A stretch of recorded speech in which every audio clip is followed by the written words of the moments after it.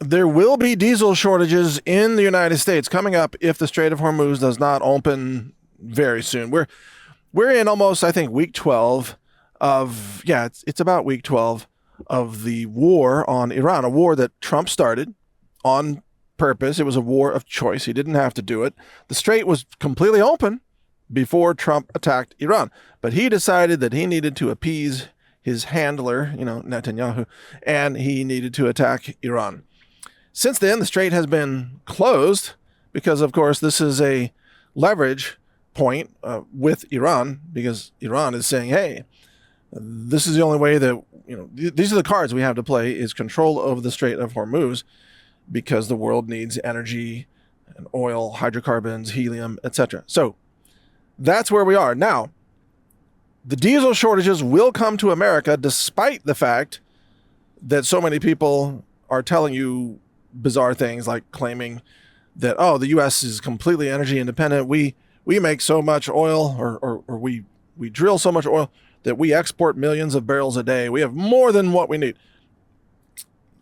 Yeah, I don't know what to say anymore about low IQ people like that. There are different kinds of oil, different grades of oil, and diesel is made from the heavier oil, which we don't produce enough of. That's why the United States imports about 6 million barrels per day. That's 6 million barrels per day of oil from other countries. And Russia makes the heavy oil, Venezuela makes the heavier oil, but Saudi Arabia also makes heavy oil, etc. So anyway, we have to import millions of barrels a day in order to produce the diesel that powers the U.S. economy and transportation, etc. And also, if you think about it, kerosene and jet fuels, things like that. Whereas the light oil that we have an excess of, that's the stuff that we're exporting. The lighter oils that make things like, gasoline.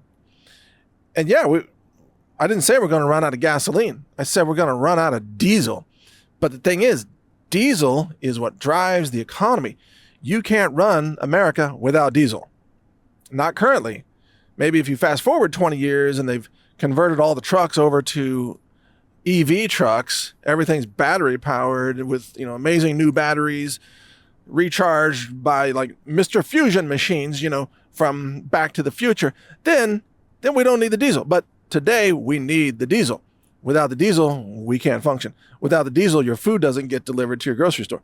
Without the diesel, Home Depot doesn't get restocked. Lowe's doesn't get restocked. All the distribution centers shut down. Without diesel, none of the Western countries function. Well, frankly, no countries in the world really function without diesel. But Western countries are very heavily reliant on transportation, like Australia, such a large country, the United States, very large country, states like Texas, etc. You got to have diesel. So on the current projection, the diesel in the United States starts to become more scarce sometime in July, according to industry experts that I've been listening to. Sometime in July. It's not going to become a crisis until maybe sometime in August, and then by September and October, it's going to really hurt. Diesel prices will skyrocket through those months. Diesel is almost $6 a gallon on average. I mean, it's $5 and something on average, but it's headed for $6. And it's not implausible that it could hit $7 or $8 a gallon, or even $10 a gallon. And again, this is if the Strait of Hormuz stays closed. And it looks like that's what's going to happen, because every time Trump announces, oh, we're close to a deal, there is no deal. And usually it's only a negotiation about an agreement of what to talk about in the negotiations. Like, we've agreed on the things that we will discuss. Like, that's the deal?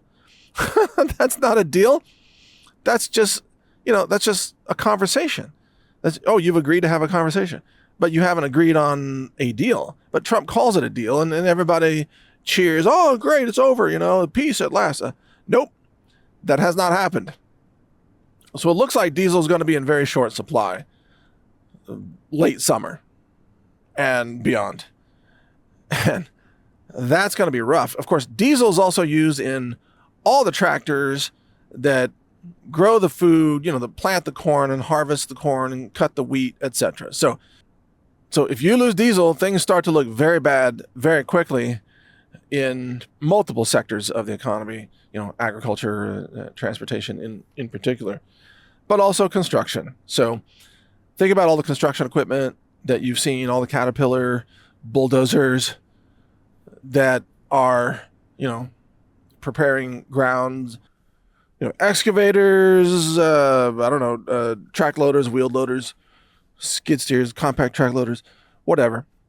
Excavators. Did I say that? Yeah. Just going through equipment in my head. All that stuff runs on diesel because diesel has the energy density. Diesel has more energy density per gallon than gasoline. A lot of people don't know that. But diesel can do more work than gas. And that's why it's the preferred fuel choice for construction equipment and transportation equipment, etc. Also, locomotives. What are they? Diesel electric. So you feed it diesel and it runs a giant generator on the train, by the way, which produces electricity to drive the DC motors that drive the train. And why is that? Why do they use electricity to drive the train wheels?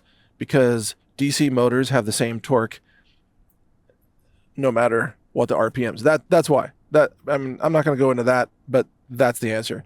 So no diesel, no trains. No diesel, no trucks. No diesel, no bulldozers. No, you get the idea. Everything shuts down without diesel. And I'm not saying we're going to run out.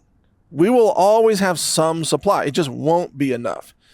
And as price goes higher, that'll be a signal to some companies that, we're going to have to figure out how to cut back on diesel. Well, how are they going to do that? They're going to stop driving, or they're going to stop building, they're going to stop transporting. So there you go. That's what we're going to be facing later this year. All because Trump wanted to do the bidding of Netanyahu. He couldn't but just put America first. He had to put Netanyahu first. And that's why we're all in this mess. That's why the whole world is in this mess right now. It's definitely insane. So stay informed, and you can follow my work at brightvideos.com. You can follow my articles at naturalnews.com. And you can also see all my infographics there at naturalnews.com. Or you can follow me on social media. And by the way, in terms of getting prepared, check out our sponsor, the satellite phone store, SAT123.com, because they have not just satellite phones, but also solar generators. So you can have backup energy supplies if the power grid starts to fail in certain areas, or if they have rolling blackouts, which is happening in some countries like the Philippines right now. They have rolling blackouts. And if we see more of an energy crisis on a global scale, we could see more rolling blackouts in different areas. The data centers are taking a lot of power in the U.S. Some people are being cut off from the power grid in Nevada, which is crazy. So anyway, solar generators, SAT123.com. Thanks for listening. Take care. Clean hydration starts here. Our lab-verified electrolyte drops deliver key minerals your body needs. Sourced from Utah's Great Salt Lake with no junk added. Fuel your day at healthrangerstore.com.